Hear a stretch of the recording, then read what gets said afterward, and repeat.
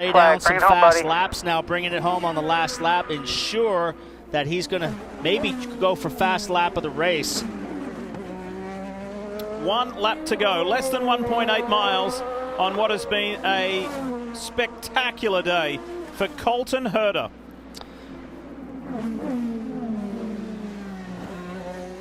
Goes through the tight section of the track here, Lee. Nothing but concrete around you, but he's got such a nice gap, and once again, smooth, deliberate. Oh, maybe that's a little bit for show. That's the most we've seen all day. I think he's on push to pass again. He's only a 10th off the fastest lap of the race, so I think he's going to try to go for that too and really put a cap on the weekend.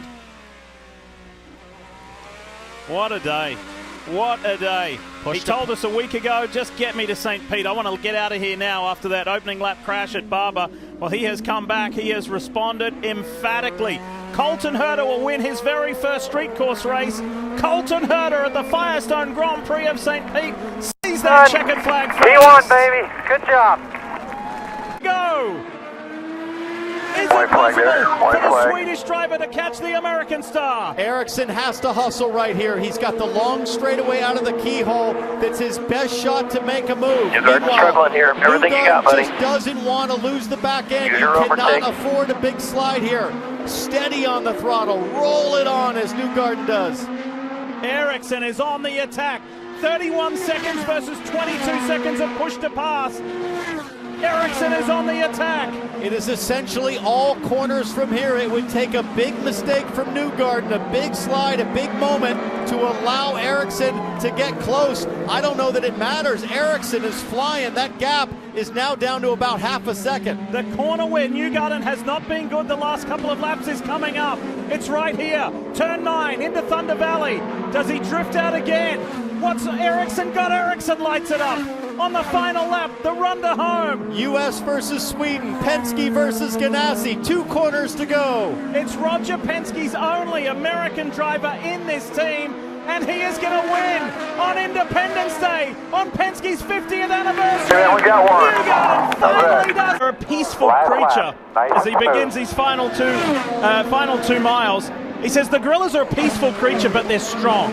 And he says, I like to think that's how I am. Is that why you call me gorilla? I'm peaceful? I wouldn't say I'm very peaceful. Hey, if you own a fried chicken shop in Portland, Oregon, as Dario Franchitti watches on, get ready to see this guy tonight, because he only eats fried chicken when he wins a race. Well, he's almost there. Absolutely brilliant drive today. Particularly staying out of trouble with his teammate there on the start. Yes, they had to take the drive-through. Yes, they got unlucky. And this battle with Bourdais and VK is still on. Yeah, they are raging it till the checkered flag. But, yeah, I'd like to follow up on what you said. A masterful drive today. Lee, bring it on home. Starting from turn 1 when he couldn't make turn 2, and he had to go in the emergency runoff area, to driving all the way with great strategy, good calm. Alex Palou wins in Portland and retakes the championship lead. Congratulations, man. Awesome. Great job. Palou, 1 more lap to go. 2.2 miles for Colton Herter. No mistakes here. He's dominated pretty much the whole weekend, T-Bell. I mean, he's just fast in every practice, on the pole, led every lap but 2. Did have that big crash, though. You remember that? Yeah. On Friday. No damage to the car, but it was a lucky escape. It was a frightening crash at turn 9 at Rainy Curve. So Grosjean still closes. He's had Palou in his sights, but still a little under 2 seconds back. So we told you the story about Alex Palou. When he wins, he eats fried chicken. For Colton Herter, when he was a youngster growing up here in California, when he was on the way home from the go-kart track, he would stop for tacos with his mum and dad. That was his reward if he won.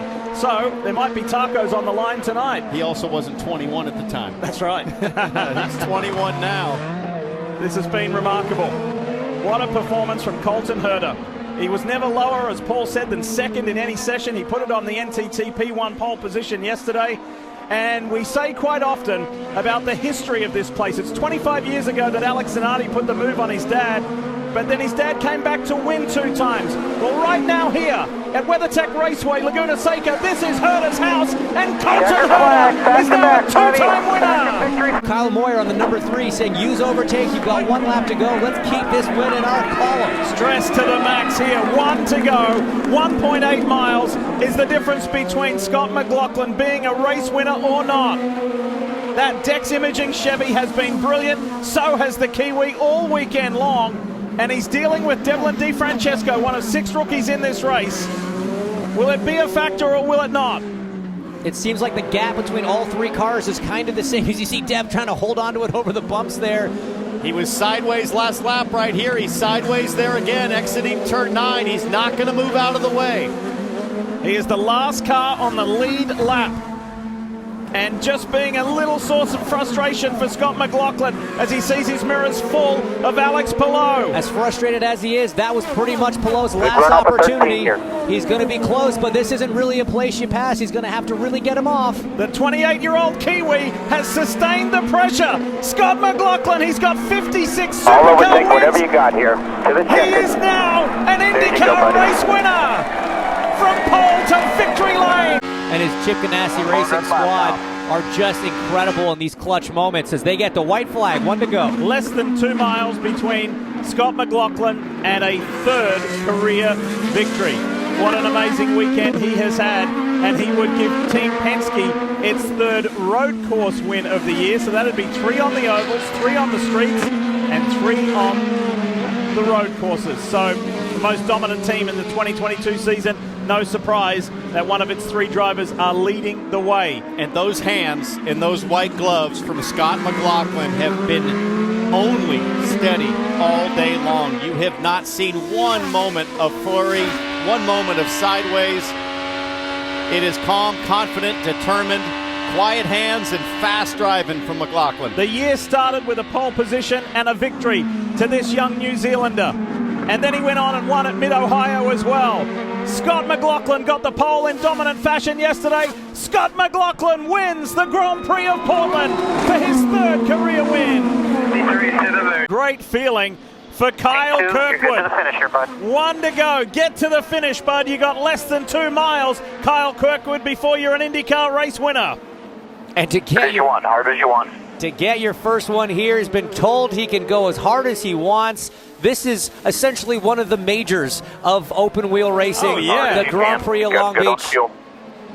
This will mean so much to this young driver, Alexander Rossi, it looks like, down in the tires. That's terrible for Rossi, who was having a really good race. That's down in turn 9, I believe. That's very unfortunate. He was running comfortably in the top 10. He was in the top 10, and that was going to bode well for his points haul as well in the NTT Data Arrow McLaren Chevy. What a shame. Last time up the back straight for Kyle Kirkwood. One of the most celebrated Road to Indy drivers because of his phenomenal winning record. He had to answer a lot of uncomfortable questions last year in his rookie year. It didn't pan out the way that he had hoped, but the famous Andretti name with a young American behind the wheel, Kyle Kirkwood, is your latest IndyCar race winner. He wins the Acura Grand Prix of Long. No expectations other than getting yourself to the best position as the white flag comes out. 1 to go, less than 1.7 miles. What a run this has been from Alex Palou. He was one of the standouts in the field in the Indianapolis 500 a week ago, led the majority of laps in the opening stanza. Pit lane incident, fought his way back to an unbelievable top 5 finish. Got his first street course pole here yesterday. He came to Detroit as the championship leader, and he is going to extend his lead. This has been impressive from the Spaniard. He's like a surgeon, so precise, so methodical with every step. Never a hair out of place in terms of his driving, and it has paid off today. This was meant to be a Chevrolet party in the shadows of the General Motors Rencent, which is high above where we are now. It's going to be a Honda driver who spoils the party. Racing back on the streets of Detroit, and it's Alex Palou who wins the show. Now after 85 laps. 1 more to go, and Christian Oh, Will Powers in pit lane along with Marcus Ericsson. What's happened? Maybe contact between the two. No, Powers, no fuel, and others are trying to coast to the finish, including Herta. They didn't quite make it. Is Lundgaard going to make it? Oh, boy. Final lap. Less than 1.8 miles. Does Alex Palou still win this? If Christian Lundgaard runs out of fuel, I don't think they would let him pull out a 10-second gap if he didn't have this under control. But for Power and Ericsson, that is a shocking surprise. Something went horribly wrong on projections. Think about this big picture-wise. Rahal, Letterman, Lanigan. Bobby Rahal, the racing legend. Mike Lanigan, the business guru. And David Letterman, one of the most famous entertainers in all of television over the years. It's an eclectic trio that own this team, but boy, have they shown that they've got some resolve and determination at the hands of a 21-year-old driving the Vivid Honda. Christian Lundgaard here in Toronto is an Indycar race winner and brings this trio back. More to come. 500 winner in Will Power, one of the most famous names in IndyCar history. And pressure behind you. Nice job. Lundqvist with 55 seconds just became eligible on that push to pass, but he doesn't look close enough yet. Here in turn 2, he'll have a great shot going to the brake zone if he can stay close, but James, it just doesn't look like he's got the gap there. It's just a little too much. Certainly, you see the push to pass, everybody being generous on it right now. Palou trying to hang on to that 5th position. Lundgaard behind him, doesn't have much push to pass. This is the battle for the last podium spot. But lots of breathing room for Scott McLaughlin, the thirsty threes, and that meat wagon Teo Pocher around in turn 5. Most of the field's by, they'll probably stay green. So McLaughlin, whose week started with controversy, couldn't believe when he got the news that himself and Joseph Newgarden were disqualified from the season opener for the team being outside the rules and regulations of the push to pass. He was last in the championship points after that DQ. He has answered it emphatically. Scotty Mack, McLaughlin wins at Barber for back-to-back years. And there's the white flag for Palou. There's Power. Copy that. Bring it home, says Barry Wanzer, and typically minimal speak on the radio by Alex Palou. Simply copy that. Will it go get it done? One more lap for these three. Who's going to get the best of it? Can Dixon hold off his young teammate? And what's McLaughlin got in the Soncio Chevy? Dixon left himself 7 seconds at the line. He'll need all of it on the back straightaway. As they exit this corner, go through the chicane, Dixon can use that last bit. But Armstrong will have enough to make a run on the front straightaway if Dixon's out heading into turn 7. He's going defensive now, trying to not use it all. Armstrong's close. T-Bell, this would be like you trying to overtake Rick Mears, your hero. I couldn't do it. I wouldn't have the stomach. All right, let's go back up front and let's celebrate this guy. He's the reigning series champion. He's the defending race winner, and he is going to defend that victory of a year ago. Alex Palou is going to lead almost half the race. Hello, Palou in Indianapolis. Alex has done it again. His 10th career win. For Joseph Newgarden, as Alex Palou sees the white flag. One more to go, and the gap is more than 2 seconds on Colton Herta. It's so impressive to me that no matter which way the strategies play out, the 10 always find themselves up at the front. Chip Ganassi Racing so good at executing race strategy, and once again, even though it looked like it was all coming unraveled from that pole position start, once again we are seeing the Palou show. He started up front. We said it at the beginning of the race that the only way to potentially stop this guy is to jam him up early. Andretti Global did that with Kyle Kirkwood getting to the front. Now Colton Herta rides in second, but still, between both of their star drivers, there is nothing for Alex Palou today at Laguna Seca. Podium still somewhat in question. Does Grosjean have anything to get up to Alexander Rossi? Meanwhile, out front, Alex Palou. Strategy was in question at one point. Once again, Chip Ganassi Racing made the right call. One more corner to go for Alex Palou. And his mastery at Monterey continues. In 4 races, it's been a podium every time.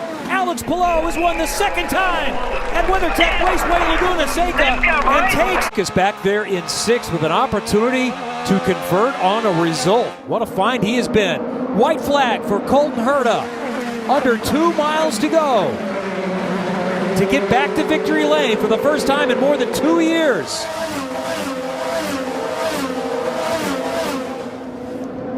Last great passing opportunity is here. Kirkwood not close enough to challenge. Is anyone else a little further back? Not up front. VK and Grosjean might mix it up back there for 8th. Yeah, VK got around Romain Grosjean, I believe, down in turn 1. But Colton Herta doing everything right all 3 days of the weekend. Michael Andretti won here 7 times, more than anyone else. Has won once as a car owner, has not had a win this entire season. They've been quick, especially on street races. Today in Toronto and this weekend, they put it all together. Colton Herta dominates the weekend, leads every session for the first time in IndyCar history, and Herta has won for the first time in over 2 years. The young guns. And I like that these two are that close and battling each other. There's a lot of pride on the line here. 2 young drivers, both with a year of experience in the IndyCar series, both on course for career best or matching best finishes. Good heart on board here from Stingray Robb. Shows the gap to those champions in front. And I tell you, the pace that Stingray's running right now, if this race was 5 laps longer, you'd have a chance of finishing 8th, 7th, 6th, maybe even 5th. He's coming. He's a half a second, 3/4 of a second a lap faster than those guys. 1 lap to go. Look at the number of push-to-pass seconds that Kyle Kirkwood is going to take with him, although you can't take him anywhere. Kyle Kirkwood told me in the lead up to this season how much he had worked on himself, on his body, on his mind over the winter. He was so unhappy not taking home a victory in 2024. He said that was the first thing that he wanted to correct this season. The second was consistency. He has had that for the opening 3 weekends, and here in Long Beach he has been dominant and crushingly perfect. From pole position to the checkered flag, Kyle Kirkwood wins in Long Beach.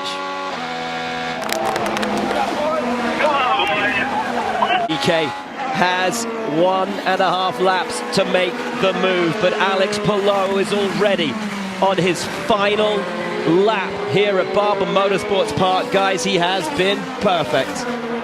Again, as he does, James, race after race, and Chip told us at the 2nd race of this season, watch out, he's only getting better. And where we think he found improvement, outright 1-lap pace, just dominant this weekend. I didn't believe him, but I mean, it's hard to deny what's happening here. Coming to 3 wins in 4 races, unreal. As he comes to the Advanced Auto Parts checkered flag on the track where he won his first IndyCar race in his very first race with Chip Ganassi Racing, and wrote the first chapter of a book that has come to define the modern era of IndyCar. Mr. Perfect, Alex Palou will do it again. Untouchable, undeniable, inevitable. It's going to be 3 wins from the opening 4 races for Alex Palou. That one's going to be looked at as Palou takes the white flag. White flag, last lap, as Palou begins his march towards the Advanced Auto Parts checkered flag. Guys, once again, what can we say about this guy? Well, I don't want to say anything yet because I've seen things go wrong on the final lap. It's looking good, but I don't like to jinx it like that. I'm one of those guys that wouldn't put his hand up until you cross the line, because anything can happen in motorsports. 5.5 second lead, and it continues to grow as Alex Palou hit the brakes one more time in turn 7. But Joseph Newgarden is not done fighting today. Makes a move there with Nolan Siegel. That puts Newgarden up to 12th. Newgarden fighting his way back through the field. But this man, Alex Palou, once again has done everything he needed to do. He came into this weekend looking at statistics that were on par with some of the greatest this sport has ever known. We talk about the greats, the Unsers, the Andrettis, AJ Foyt. Alex Palou's record this season matches them all. He wins 4 from the first 5. Incredible. Alex Palou, this could give Dixon a chance on the final lap. Is this what Scott Dixon needs? We are on the last lap. Palou has struggled with traffic all the way through the day. Dixon senses an opportunity. Dixon looks to take a move, but Palou has it covered. Palou will lead his teammate home. It will be a Ganassi 1-2. Alex Palou will take the victory in Iowa. It will be over the line. Oh my goodness, Herta's got a good exit.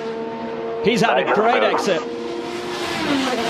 It looked like he did, and then he kind of didn't. Yeah, he got wide maybe on that exit curb and struggled to get the rear traction. Now he's going for the lunge. And he's used up all of his push to pass, trying to make up for that little bubble, that little wobble on the exit of 11.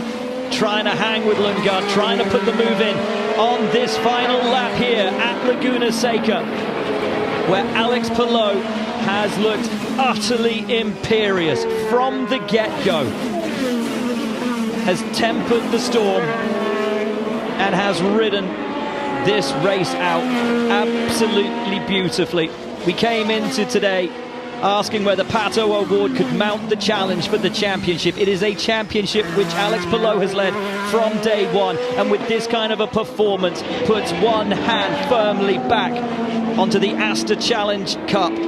Stand back and admire him. Stand up and applaud him. He has been perfect. What a performance. Utter perfection once again from Alex Palou. 8 wins in a season. Sensational. Let's go!